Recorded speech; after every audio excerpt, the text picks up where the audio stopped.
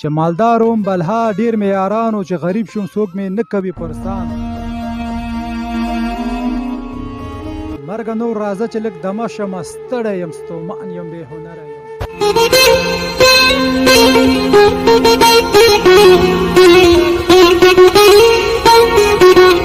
زړه خیرا مې درپسې بده دعا مې درپسې والوزي ته په چاودنې دروغجنې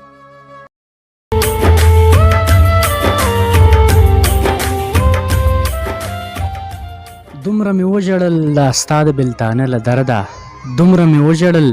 دا ستا د بېلتانه له درده سترګې چې پټې کړم خوږېږي مې باڼه له درده ته رانه مه پوښته چې ولې دې خوبونه نشته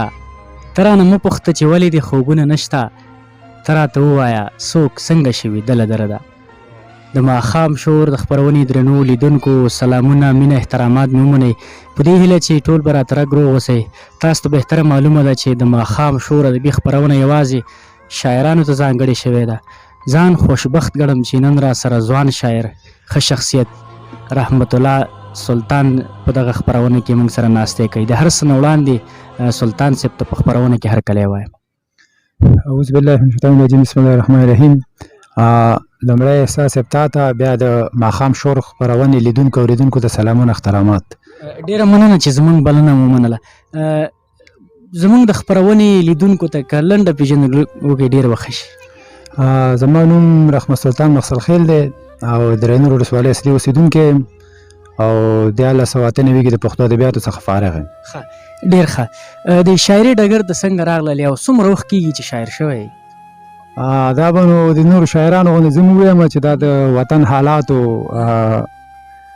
مطلب جنګونه و دې ورکړلو چې شعر ولیکو که څه هم مطلب په هغې لاره باندې لا تللي نه یو شاعر ځان ته نه شو ویلی خو بیا هم هڅه کوو چې یو څه ولیکو مطلب یو څه د کاغذ مخ تور کړو او تقریبا شاعري خو زما د مکتب د دورې نه ده داسې 83 او 89 کلونو نه شاعري کومه خو ما مخکې درته وویل چې زما زیاتره شعرونه لا شینده وانه دي چې ټول کړي مې لا نه دي خو بیا هم نو داسې یو 8 پورې ناولونه لرم پښتو ناولونه دي یو 2 پکې پشهیي ناولونه دي او همداسې تقریبا 3-3.5 پورې په پښتو شعرونه دي او همداسې یو سلاوی او سلاتیا پورې پشهیي دي یو څه دی کې بیا اردو د اردو هم شته دی یو څه پکې فارسي ژبه کې هم شته دی او نور هم هڅه کوو چې مطلب مزل وکړو لا روان یو ډېر ښه پښتو پشهیي اردو او دري ماشاءالله ډېر کافي اندازه ښه شاعري هم کړې 3-3.5 غزلې او بیا لیکوالۍ په برخه کې ناولونه تاسې لیکلي دي یو غزل تاسې نه اورو بیا نورو پښتنو ته راځو غزل به درته ووایم خدای دې وکړي ستاسو خوښ شي په هوډ ولاړ یمه کلک لکه سندان په هوډ ولاړ یمه کلک لکه سندان پشهیي یم زه نه وړم له زبان او اشنا په خوله کې ژبه ګرځولې اشنا په خوله کې ژبه ګرځولې بدلېدل را بدلېدل په این او آن او زه استعمالولم له ما استفاده کوله زه استعمالولم له ما استفاده کوله پرته له ما یې لس نورو یاران خو زه ساده وم پرې تېروتې زما نه هغه د بل چا و جانان او چې غریب شوم نو بیا یې پرېښوم هغه و چې مدام بللم جان قربان او دیو ګرم نه دي زه خپله ګرم یم ما به ګڼلو هر یو د ځان په شان چې مالدار وم بلا ډېر مې یارانو چې غریب شوم څوک مې نه کوي پرسان مننه وایي چې مالدار وم بلا ډېر مې یارانو چې غریب شوم څوک مې نه کوي پرسان بې پیسو چا سره نه کېږي خبره غریب سړی چاته نه ښکاري انسان او رحمت سلطان غزله څه کانې دې وکړې مننه وایي رحمت سلطان غزله څه کانې دې وکړې مقصد خیل د که مشهور په درست جهان په هوټ ولاړ یم کلک لکه سندان پشهیي یم زه نه وړم د زبان زبردست بل غزله ما اورو شاعري هم ډېره ماشاءالله ډېره ښه پخه شاعري ده او خوند هم ترې واخیسته ستا صاحب یو نوی غزل به درته ووایم وایي کومه خوا روان یم بې هنره یم مننه وایي کومه خوا روان یم بې هنره یم سر په بیابان یم بې هنره یم ای ژونده له تا نه ګیلمن یمه ژوند د سرګردان یم بې هنره یم او مرګه نو راځه چې لږ دمه شمه مرګ نور راځه چې لږ دمه شم ستړی یم ستومان یم بې هنره یم ته ښه وایې دا ستا په درد به څه وخورم ته ښه وایې دا ستا په درد به څه وخورم بې هنره ځوان یم بې هنره یم او نه لرم کوم خپل او کوم خواخوږی زه نه لرم کوم خپل او کوم خواخوږی زه خپل د ځان خپلوان یم بې هنره یم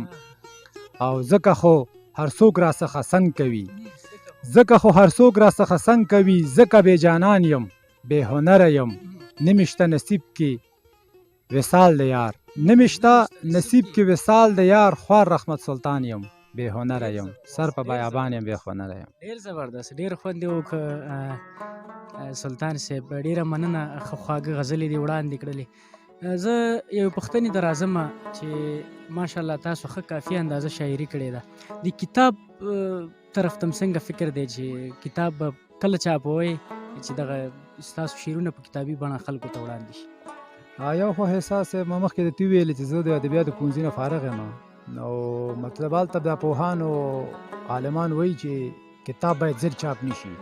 یو په دې وجه باندې پاتې دی او دومه وجه به یې کیدای شي دا وي چې زه په خپله باندې همداسې مطلب کوم وظیفه خاصه وظیفه نه لرم نو کتابونه هم تا ته معلومات دي چې لوستونکي دومره نشته دی خو لګښتونه یې بې اندازې زیات دي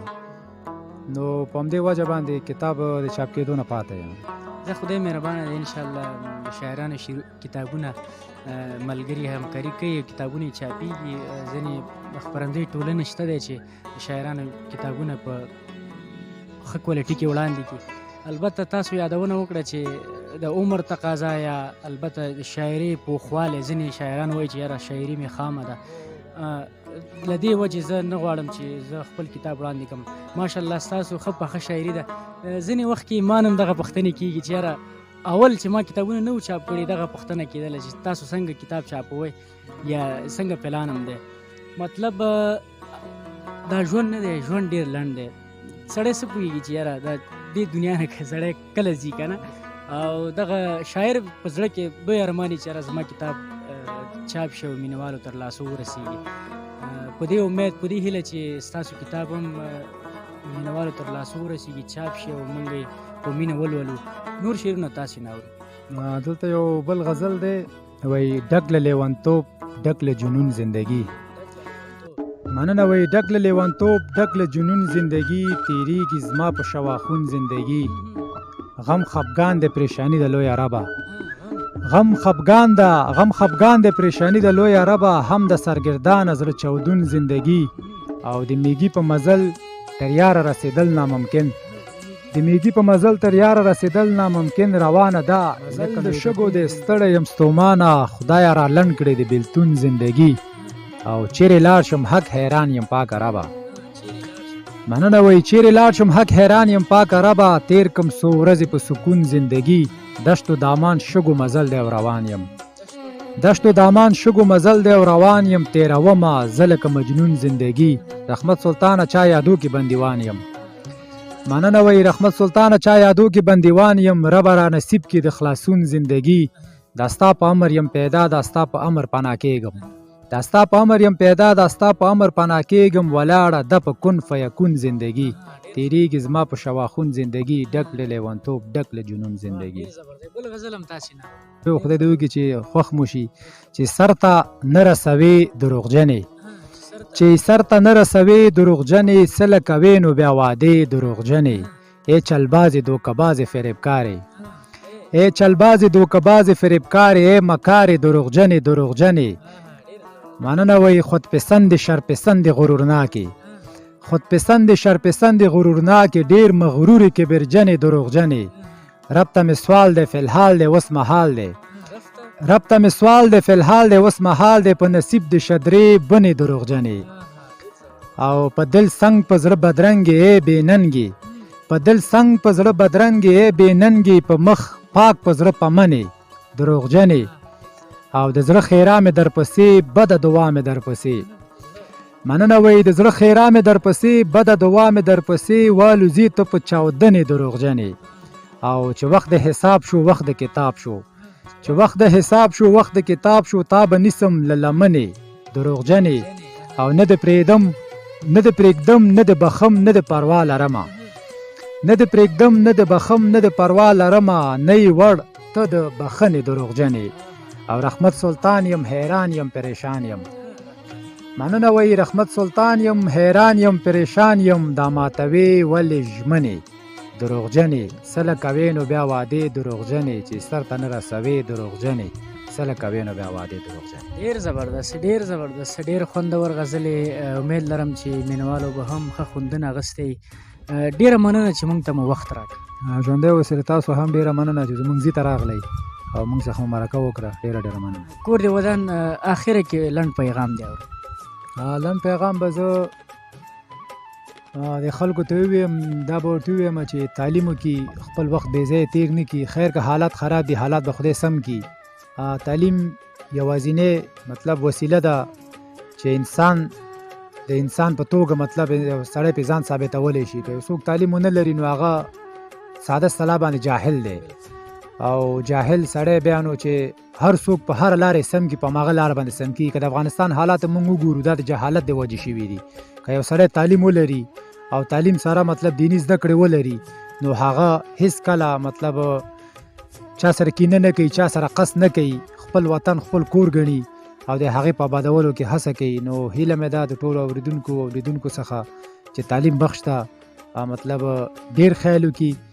او خپل اولادونو باندې تعلیم وکړي. ډیره مننه. تعلیم برکت دی چې ما همداسې ده. ډیره مننه. دا و د ماښام شوره د یوې خپرونه چې درنو لیدونکو دغه خپرونه تاسو کولی شئ چې ذاکر الله احساس افیشیل یوټیوب چینل او فیسبوک پاڼې نه دغه خپرونه تاسې وګورئ خوندونه واخلئ. تر بلې خپرونې زه ذاکر الله احساس د کمرې په برخه کې مبارز یوسفزی چې په نننۍ خپرونه کې ځوان شاعر رحمت سلطان ماسلخیل موږ سره په دغه خپرونه کې ناست درلود. تر بلې خپرونې موږ ته اجازه راکړئ چې ستاسو په درون استقبال کې حاضرېږو. تر هغې الله په امان خپل ځانونو ډېر خیال کوئ. د مور او پلار ډېر زیات احترام کوئ.